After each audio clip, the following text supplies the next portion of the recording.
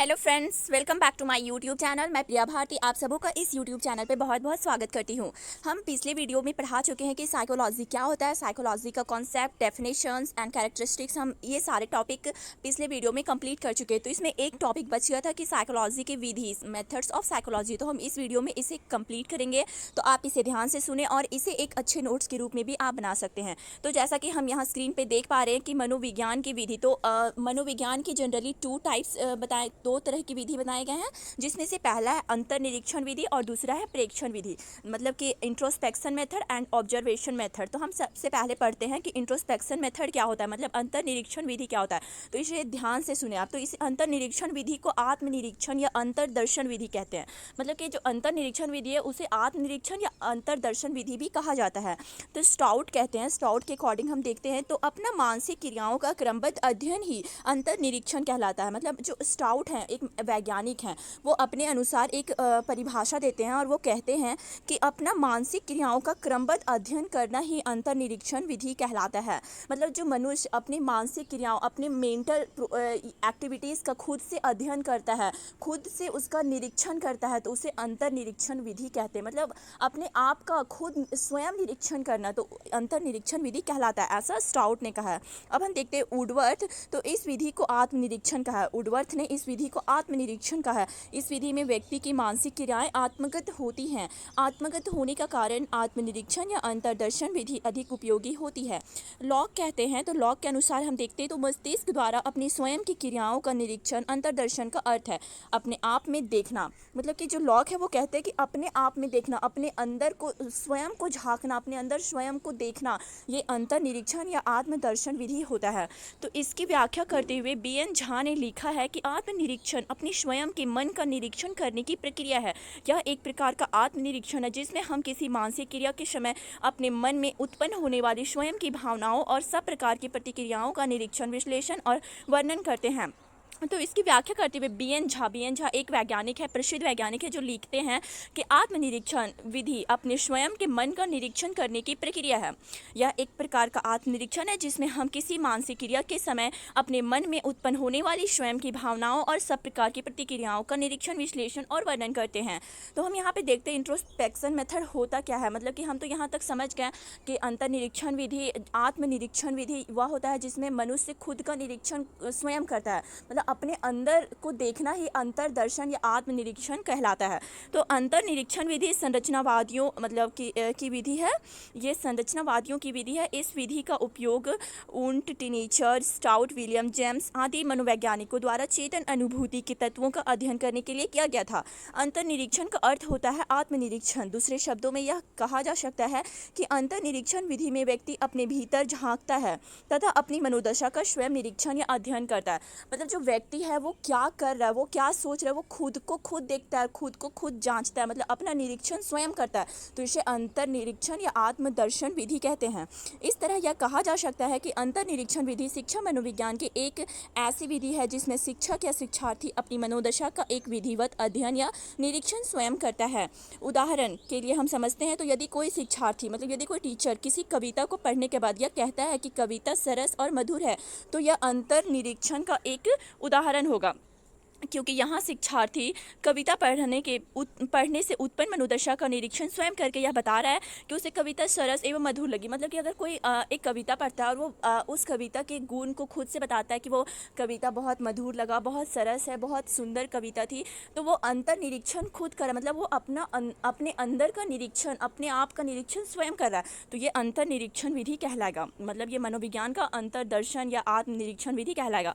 अस्पष्टता किसी भी अंतर्निरीक्षण में 3 अवस्थाएं होती, मतलब कि जो किसी भी अंतर्निरीक्षण में 3 स्टेजेस होते हैं, जिसमें से पहला है अंतर्निरीक्षण में व्यक्ति किसी बाह्य वस्तु, जैसे ऊपर के उदाहरण में कविता पर ध्यान देता है और उसका सही सही प्रत्यक्षण करता है। मतलब इसमें 3 स्टेजेस होते हैं, जिसमें से पहला है कि इसके अंतर्गत व्यक्ति, कोई मनुष्य बाह्य वस्तु पर ध्यान देता है तथा उसका सही सही प्रत्यक्षण करता है। दूसरी स्टेज देखते हैं इसकी, तो बाह्य वस्तु पर ध्यान देने से व्यक्ति में एक विशेष प्रकार की मनोदशा उत्पन्न होती है। मतलब जब वो बाह्य वस्तुओं पर ध्यान देता है तो उसके मन में एक अलग प्रकार की मनोदशा उत्पन्न होती है। और तीसरी स्टेज देखते हैं तो उत्पन्न मनोदशा का व्यक्ति स्वयं विधिवत अध्ययन या निरीक्षण करके बताता है। जैसे उपयुक्त उदाहरण में व्यक्ति द्वारा यह कहा जाना कि कविता से उसमें सरसता और मधुरता का भाव उत्पन्न हो रहा है। तो हम यहाँ अंतर निरीक्षण विधि के कुछ मेरिट्स देखते हैं, कुछ गुण देखते हैं। तो इसके गुण और अवगुण दोनों हो सकते हैं। तो हम इसके पहले गुण देखते हैं। तो हम इसमें पहला गुण है कि अंतर निरीक्षण विधि द्वारा बालकों तथा वयस्कों की मनोदशा के बारे में सीधे सूचना प्राप्त होती है। मतलब जो अंतर निरीक्षण विधि के द्वारा जो बालकों या कोई भी व्यक्ति, कोई वयस्क व्यक्ति किसी की भी मनोदशा का खुद निरीक्षण खुद कर लेता है, वो अपना निरीक्षण खुद कर लेता है, तो उसे खुद एक इन्फॉर्मेशन प्राप्त हो जाती है, उसे दूसरों की सहायता की ज़रूरत नहीं होती है। स्कूल में स्कूली वातावरण का प्रभाव तथा शिक्षक द्वारा की गई सख्ती या दिखाई गई नम्रता का प्रभाव शिक्षार्थियों पर किस ढंग से पड़ रहा है, इसका शिक्षार्थियों द्वारा किए गए अंतर निरीक्षण से सीधे पता चल जाता है। अतः शिक्षा मनोविज्ञान के क्षेत्र में अल्पतम समय में शिक्षार्थियों की मनोदशा का अध्ययन करने के लिए इससे कोई दूसरी अधिक उपयोगी विधि नहीं हो सकती है। मतलब कि अगर कोई टीचर कोई स्टूडेंट को कुछ पढ़ा रहे हैं तो वो अपने जो स्टूडेंट है वो अपना निरीक्षण खुद कर लेता है कि वो कितना सीख रहा है, वो क्या सीख रहा है। तो इस तरह से किसी दूसरे को कष्ट ना होता है और वो ये जान जाता है कि उसे क्या सीखा उसने और कितना सीखा, और वो अपना निरीक्षण खुद कर लेता है। तो इससे समय की भी बचत होती है, धन की भी बचत होती है, मतलब धन नहीं खपत होता है। तो इससे अच्छी विधि अपना निरीक्षण करने के लिए हो ही नहीं सकता है। हम दूसरी गुण देखते हैं, दूसरी विशेषता देखते हैं। तो अंतर निरीक्षण विधि एक सरल विधि है जिसका प्रयोग किसी भी समय शिक्षक या शिक्षार्थी अपनी मानसिक दशा का अध्ययन करने के लिए कर सकते हैं। मतलब जो अंतर निरीक्षण विधि है वो एक सरल विधि है, एक मतलब बहुत इजी वे है, इजी विधि है जिसका प्रयोग किसी भी समय शिक्षक या शिक्षार्थी अपनी मानसिक दशा का अध्ययन करने के लिए कर सकते हैं। मतलब वो किसी भी समय अपने आप का निरीक्षण कर सकते हैं, इसका मतलब कोई लिमिटेशन नहीं है, वो जब चाहे तब अपना निरीक्षण कर सकते हैं। तो इसका यह भी दूसरा गुण है। अब हम तीसरा गुण देखते हैं अंतर निरीक्षण विधि का। तो अंतर निरीक्षण विधि से प्राप्त सूचना अधिक विश्वसनीय होती है, अधिक रिलायबल होती है। मतलब बहुत इसका ये होता है, इम्पॉर्टेंस रखा जाता है, क्योंकि इसमें शिक्षक तथा शिक्षार्थी अपनी मनोदशा का अध्ययन स्वयं निष्पक्ष भाव से करके बताते हैं। तो मतलब इसका जो है बहुत विश्वसनीय माना जाता है। ये जो खुद का निरीक्षण व्यक्ति करता है वो बहुत विश्वसनीय माना जाता है। अब हम चौथी गुण देखते हैं। तो अंतर निरीक्षण विधि का ऐतिहासिक महत्व, हिस्टोरिकल इम्पॉर्टेंस भी है। अंतर निरीक्षण विधि किए गए हैं जिनसे और अधिक, जैसे कि अंतर निरीक्षण विधि के प्रयोग से बहुत सारे ऐसे शोध मतलब रिसर्च किए गए जिससे और अधिक वस्तुनिष्ठ विधियों का जन्म शिक्षा मनोविज्ञान में हो पाया। आज भी अंतर निरीक्षण विधि सभी तरह के प्रयोगात्मक अध्ययनों का आधार बनी हुई है। मतलब कि अंतर निरीक्षण विधि के बहुत सारे गुण देखे हमने कि वो खुद का निरीक्षण खुद कर सकते हैं, दूसरे पर डिपेंड नहीं होता है। और इससे यह फ़ायदा होता है कि इसमें समय की बचत होती है, धन की भी बचत होती है, और इससे मतलब कि अपनी मानसिक दशा के अध्ययन शिक्षार्थी खुद कर लेता है। तो इससे उसे पता चल जाता है कि वो कितना क्या कर पा रहा है, नहीं कर पा रहा है, तो दूसरे पे डिपेंड नहीं होना पड़ता है। तो ये इससे मतलब इसके बहुत सारे गुण हैं, लेकिन इसके अवगुण भी हैं, डिमेरिट्स भी हैं। तो हम देखते हैं कि अंतर निरीक्षण विधि के क्या अवगुण हैं। तो जिसमें से पहला है कि अंतर निरीक्षण विधि में शिक्षक या शिक्षार्थी अपनी मनोदशा का अध्ययन स्वयं करते हैं। आलोचकों का मत है कि व्यक्ति की मनोदशा स्थिर नहीं होती है, बल्कि एक क्षण से दूसरे क्षण परिवर्तित होती रहती है। ऐसी हालत में कोई भी शिक्षक या शिक्षार्थी अपनी मनोदशा का कहाँ तक सही निरीक्षण कर पाएगा, यह तो स्पष्ट ही है। मतलब कि जैसे कि इसमें कहा गया है, इसके अवगुण में हम देखते हैं कि अंतर निरीक्षण विधि के अंतर्गत व्यक्ति अपनी मनोदशा का अध्ययन खुद करता है। तो नॉर्मली तो सभी व्यक्तियों के मन की दशा तो कुछ देर में बदलती रहती है। जैसे कि अभी कोई बालक बहुत गुस्सा है, कुछ देर के बाद वो खुश हो जाता है, तो उनकी मनोदशाएं में परिवर्तन होती रहती हैं। तो इसे हम एग्जाम्पल के तौर पे समझते हैं। तो एक मान लेते एक क्रोधित शिक्षार्थी, क्रोधित बालक है, अपने क्रोध की अवस्था का निरीक्षण करना यदि शुरू करता है तो उसका क्रोध ही समाप्त हो जाएगा और उसकी जगह कोई दूसरी मनोदशा उत्पन्न हो जाएगी। मतलब कि अगर कोई क्रोधित बालक है, वो अपना क्रोध का, अपना गुस्सा का जब निरीक्षण करना स्टार्ट करेगा, तो जब उस निरीक्षण करते करते उसके क्रोध ही समाप्त हो जाएगी, तो फिर उसकी जगह कोई दूसरी मनोदशा उत्पन्न हो जाएगी। तो फिर ये अंतर निरीक्षण विधि में ये इसका एक अवगुण है। हम दूसरे अवगुण देखते हैं। तो अंतर निरीक्षण विधि में व्यक्ति को अपनी मनोदशा का निरीक्षण भी करना पड़ता है तथा साथ ही साथ उसका संचालन भी करना पड़ता है। मतलब अंतर निरीक्षण विधि में व्यक्ति को अपनी मनोदशा का निरीक्षण भी करना पड़ता है और साथ ही साथ उसका संचालन भी करना पड़ता है। इस तरह से व्यक्ति का ध्यान दो भागों में बढ़ जाता है। एक और उसे मनोदशा का प्रेक्षण या निरीक्षण करना होता है। मतलब कि जब वो जब कोई व्यक्ति अपने मनोदशा का निरीक्षण करता है तो उसके ध्यान कहीं और भटक जाते हैं, तो अपना निरीक्षण वो अच्छे से नहीं कर पाता है। इसके और भी अवगुण हैं जो हम आगे शॉर्टकट में लिख दिए हैं। तो अभी इतना ही देखते हैं और फिर हम देखते हैं कि अंतर्निरीक्षण विधि या आत्मनिरीक्षण विधि को फिर से हम एक छोटे से वे में समझते हैं। तो अंतर्दर्शन का अर्थ अंदर देखना या अंदर की क्रियाओं को देखना होता है, या फिर दूसरे भाषा में बोले तो यह मनोविज्ञान की प्राचीनतम विधि है। टीचनर के अनुसार अपने आप में देखना अंतर्दर्शन है। एंजिल के अनुसार लुकिंग इनवर्ड मतलब अपने अंदर देखना, अपने अंदर झांकना ही अंतर्दर्शन है। जॉन लॉक कहते हैं आत्मनिरीक्षण या अंतर्दर्शन में मस्तिष्क द्वारा अपनी क्रियाओं का स्वयं निरीक्षण किया जाता है। अब हम इसके गुण तो पीछे देख ही चुके, लेकिन शॉर्ट में यहाँ पे देखते हैं। तो अंतर्निरीक्षण विधि के गुण: अपने आप की जानकारी होना, समय और स्थान की समस्या नहीं होती, कम खर्चीली होती है, सीधी जानकारी प्राप्त होती है, आधुनिक विधियों के अध्ययन में सहायक होता है। तो ये इसके गुण थे। अब इसके अवगुण देखते हैं या दोष जो भी बोले। तो वैज्ञानिकता का भाव, मतलब कि इसमें वैज्ञानिकता का अभाव है। फिर विषय और विषय दोनों का एक साथ होना, बाह्य द्वारा ध्यान आकर्षण, सभी अनुभूतियों की भाषा द्वारा अभिव्यक्ति संभव नहीं, मस्तिष्क की वास्तविक दशा का ज्ञान संभव नहीं, और मानसिक क्रियाओं का चंचल व अस्थिर होना। तो ये इसके अवगुण थे। तो इसके अवगुण हमने पिछले छोटे से वे में देखे थे, यहाँ पे भी हम देख लिए। तो आई होप आपको इसके गुण और अवगुण तो समझ आ ही गए होंगे। तो हम यहाँ पे फिर से एक बार देख लेते हैं अंतर्दर्शन पद्धति के गुण। यह एक बहुत ही मितव्ययी पद्धति है और ना इसके लिए कोई उपकरण या प्रयोगशाला की आवश्यकता होती है। यह पद्धति किसी भी समय और कहीं भी प्रयोग किया जा सकता है। यह बहुत ही आसान पद्धति और व्यक्ति के अंदर इसकी मौजूदगी होती है। अंतर्दर्शन पद्धति शोध की आयाम में बहुत ही वस्तुनिष्ठ पद्धति के रूप में विकसित होता है। यह आत्मनिरीक्षण पद्धति एक ऐसी पद्धति है जिसके माध्यम से व्यक्ति अपने संवेदनाओं और भावनाओं को व्यवस्थित व्यक्तित्व रूप से जान सकता है और मान सकता है। तो हम यहाँ पे देख लिए कि इंट्रोस्पेक्शन मेथड मतलब आत्मनिरीक्षण, अंतर्निरीक्षण विधि क्या है, उसके गुण क्या है, उसके अवगुण क्या है। अब हम देखते हैं प्रेक्षण विधि, ऑब्जर्वेशन मेथड। तो ये साइकोलॉजी की दूसरी मेथड है, ऑब्जर्वेशन मेथड। तो हम देखते हैं कि प्रेक्षण विधि एक व्यक्ति अथवा समूह के व्यवहार के अध्ययन का वस्तुनिष्ठ विधि अपनाई जाती है, वह प्रेक्षण विधि है। प्रेक्षण विधि वह विधि है जिसमें मानव अथवा पशु व्यवहार का क्रमबद्ध रूप से अध्ययन किया जाता है। मतलब अंतर्निरीक्षण विधि में मानव अपना खुद का निरीक्षण स्वयं करता है, लेकिन प्रेक्षण विधि में वे दूसरों का अध्ययन करता है। जैसे कि हम यहाँ देखते हैं, तो प्रेक्षण विधि द्वारा देखा जाता है कि व्यक्ति को क्रोध क्यों आता है, क्रोध का व्यक्ति के ऊपर क्या प्रतिक्रिया होती है, किन कारणों से क्रोध को कम किया जा सकता है, आदि बातों का क्रमबद्ध अवलोकन करके संबंधित व्यवहार की व्याख्या की जा सकती है। इसी को हम प्रेक्षण विधि कहते हैं। तो प्रेक्षण का शाब्दिक अर्थ है व्यक्ति का अवलोकन के द्वारा उसके व्यवहार को जानना। प्रेक्षण के द्वारा हम परिवर्तन को देखते हैं। व्यक्ति के द्वारा किया जाने वाला बाह्य व्यवहार व्यक्ति के आंतरिक व्यवहार का अभिव्यक्ति होता है। जैसे कि हम यहाँ पे देखते हैं, व्यक्ति के बाह्य व्यवहार का अध्ययन व्यक्ति के मानसिक स्थिति का अप्रत्यक्ष वर्णन करता है। प्रेक्षण यह जानने के लिए सहायक होता है कि किस स्थिति में कौन सी क्रिया होगी। प्रेक्षण विधि के द्वारा बालक के व्यक्तित्व, विधि, बुद्धि, क्षमता तथा अंतर्निहित पद्धति का पता चलता है। प्रेक्षण विधि का प्रतिपादन व्यवहारवाद नामक मनोवैज्ञानिक संप्रदाय के जनक जॉन बी वॉटसन के द्वारा किया गया था।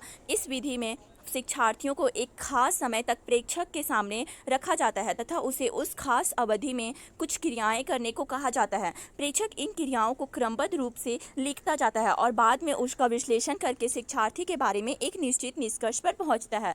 तो यहाँ पे हम प्रेक्षण विधि देखें कि इसमें यह देखा जाता है कि व्यक्ति को क्रोध क्यों आता है, क्रोध आने के बाद क्या होता है इत्यादि, इन सभी बातों को जानने की विधि को प्रेक्षण विधि कहते हैं। हम इसे डेफिनेशन के द्वारा देख सकते हैं, परिभाषाओं से समझ सकते हैं। तो यहाँ पे बहुत सारे मनोवैज्ञानिकों ने अपनी अपनी परिभाषा दी, जिसमें से ऑक्सफोर्ड कंसाइज डिक्शनरी ने कहा है कि अवलोकन का अर्थ है घटनाओं को जैसे वे प्रकृति में होती है, कार्य तथा कारण से संबंध की दृष्टि से तथ्य देखना तथा नोट करना है। अब हम देखते हैं, ए बुल्क ने अवलोकन के संबंध में बोला है, लिखा है कि वस्तुओं तथा घटनाओं, उनके विशेषताओं एवं मूर्त संबंधों को समझने और उनके संबंध में हमारे मानसिक अनुभवों की प्रत्यक्ष चेतना को जानने की क्रिया को अवलोकन कहते हैं। मतलब कि हम देखते हैं कि उपयुक्त परिभाषाओं के आधार पर हम देखते हैं कि निरीक्षण विधि बाल व्यवहार का अध्ययन करने के लिए सर्वाधिक उपयोगी विधि मानी जाती है, क्योंकि इस विधि द्वारा बाल व्यवहार का अध्ययन बड़ी आसानी से किया जाता है। तो प्रेक्षण विधि के हम प्रकार देखते हैं, टाइप्स ऑफ ऑब्जर्वेशन। तो प्रेक्षण की प्रकृति तथा विशेषताओं के आधार पर इसे निम्न प्रकार से बांटा जा सकता है, जिससे पहला है सरल अथवा अनियंत्रित विधि, दूसरी है व्यवस्थित अथवा नियंत्रित निरीक्षण विधि, तीसरा है आयोजित निरीक्षण और चौथा है सहभागी निरीक्षण, पांचवा है असहभागी निरीक्षण और छठा है सामूहिक निरीक्षण विधि। तो हम इन सभी विधियों को ये सभी मतलब 6 टाइप्स हैं, तो ये 6 टाइप्स को हम एक एक करके पढ़ते हैं। तो हम देखते हैं पहला टाइप्स है ऑब्जर्वेशन का, तो सरल अथवा अनियंत्रित प्रेक्षण। इस विधि में निरीक्षक किसी के व्यवहार का अध्ययन उसकी स्वाभाविक परिस्थिति में तथा उस पर कोई प्रतिरोध लगाए बिना करता है। निरीक्षक का काम व्यवहार के बिना बाधा डाले सिर्फ निरीक्षण करते जाना होता है। इस विधि में व्यवहार के प्रभाव को रोका नहीं जाता। जैसे एग्जाम्पल के लिए मान लेते हैं कि निरीक्षक भीड़ के व्यवहार का अध्ययन या निरीक्षण करना चाहता है, तो इस विधि द्वारा वह उसके व्यवहार को अलग से अर्थात दूर से देखता है, उसकी वाणी को सुनता है, उसकी क्रियाओं, भाव एवं संवेगों को नोट करता है, मतलब नोटिस करता है, पर उससे कुछ पूछता नहीं है। इसे अनियंत्रित विधि इसलिए कहते हैं क्योंकि किसी भी घटना का निरीक्षण प्राकृतिक परिस्थितियों में किया जाता है और उन परिस्थितियों पर कोई दबाव नहीं डाला जा सकता है या नहीं डाला जाता है। हम दूसरी विधि देखते हैं, तो व्यवस्थित अथवा नियंत्रित निरीक्षण विधि। तो इस विधि को व्यवस्थित विधि भी कहते हैं। इसमें निरीक्षक निरीक्षण की योजना पहले से बना लेता है तथा पूर्व नियोजित तथा व्यवस्थित योजना के अनुसार निरीक्षण करता है। इस योजना द्वारा निरीक्षण पर नियंत्रण किया जाता है, जिससे निरीक्षण की त्रुटियों में कमी आती है। यह नियंत्रण 2 प्रकार का होता है, एक तो निरीक्षक स्वयं पर निरीक्षण करता है, दूसरा निरीक्षित योजना पर नियंत्रण किया जाता है। हम तीसरी विधि देखते हैं, तो आयोजित निरीक्षण। इस निरीक्षण में निरीक्षणकर्ता एक विशेष वातावरण तैयार करता है। किसी विशिष्ट विशेषताओं या घटनाओं को जानने के लिए इस निरीक्षण में पूर्व नियोजित नियंत्रण रखा जाता है तथा फिर बच्चों का अध्ययन किया जाता है। सहगामी निरीक्षण, ये चौथी विधि है, पार्टिसिपेंट ऑब्जर्वेशन। तो हम देखते हैं इस विधि के द्वारा निरीक्षण करने वाले व्यक्ति स्वयं उस समूह में सदस्य के रूप में कार्य करता है जिस समूह का उसे निरीक्षण करना होता है। वह समूह की सभी क्रियाओं में सक्रिय रूप से भाग लेता है और तथा सूक्ष्म रूप में सदस्यों के व्यवहार को नोट करता है। तो हम इसमें 5वीं विशेष इसकी विधि देखते हैं, तो असहगामी निरीक्षण, नॉन पार्टिसिपेंट ऑब्जर्वेशन। तो इस निरीक्षण विधि में निरीक्षणकर्ता विद्यार्थियों के समूह के से बाहर रहकर उनके व्यवहार का निरीक्षण करता है। इस विधि में निरीक्षणकर्ता और समूह के सदस्यों में पारस्परिक अंतःक्रिया नहीं हो पाती। इस विधि द्वारा प्राप्त किए गए परिणाम अपेक्षाकृत निष्पक्ष और वस्तुगत होते हैं। अब हम इसकी 6ठी विधि देखते हैं, तो सामूहिक निरीक्षण विधि।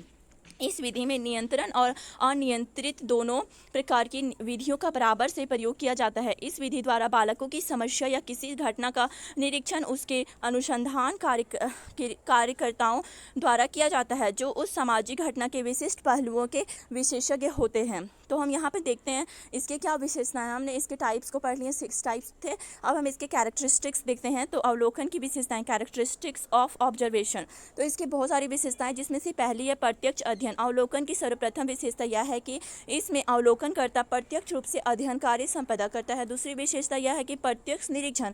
अवलोकनकर्ता स्वयं अध्ययन क्षेत्र में जाकर स्वयं प्रत्यक्ष निरीक्षण के द्वारा विषय के संबंध में सूचनाओं का संकलन करता है। और तीसरी विशेषता है कि उद्देश्यपूर्णता। अवलोकन की एक और विशेषता यह है कि अवलोकन सदैव उद्देश्यपूर्ण होता है। अवलोकनकर्ता अपने किसी उद्देश्य को पूर्ण करने के लिए अवलोकन का कार्य करता है। चौथी विशेषता सूक्ष्म अध्ययन। अवलोकन मतलब कि जो अवलोकन की एक विशेषता यह भी है कि इसमें अवलोकनकर्ता बहुत ही सूक्ष्म रूप में तथ्यों तथा अवलोकन करके अध्ययन पूर्ण करता है। 5वीं विशेषता है कार्य कारण संबंध। अवलोकनकर्ता कार्य कारण संबंधों के आधार पर तथ्यों या सूचनाओं का संकलन करता है। 6ठी विशेषता है समूह का अध्ययन। अवलोकन की एक विशेषता यह है कि इसमें सामूहिक व्यवहार का अध्ययन संभव होता है।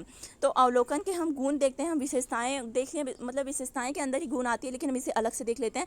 तो ये सरलता है, मतलब अवलोकन पद्धति एक अत्यंत सरल पद्धति है जिसका प्रयोग कोई भी अध्ययन करता प्रयोग कर सकता है। इसकी दूसरी गुण देखते हैं, तो विश्वसनीयता। अवलोकन के द्वारा अध्ययन करके जो नियम बनाए जाते हैं वे अधिक विश्वसनीय होते, क्योंकि इस पद्धति में अवलोकनकर्ता वास्तविक सूचनाओं के आधार पर निष्कर्ष निकालता है।